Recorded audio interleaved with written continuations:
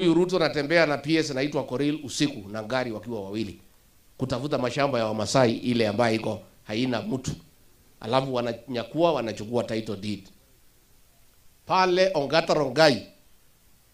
Ruto alikuwa amepanga kuiba shamba ya PCA, apatie kijana yake ajenge private stadium, ingine ajenge manyumba.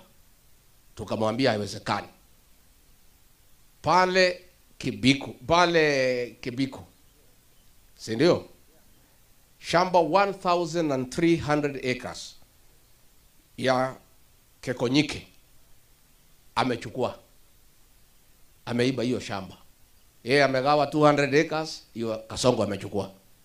100 acres Felix Kosgei, 100 acres huyu kijana anaitwa Dickson Koril. Ingine amegawa eka moja moja, amepatia watu ya kwake kutoka Uasin Gishu na Nandi. Lakini vijana pale wamekatalia pale. Nataka kuambia vijana ya nyinyi ni shujaa. Shamba yenu itachukuliwa, mguu mnafanya kazi gani?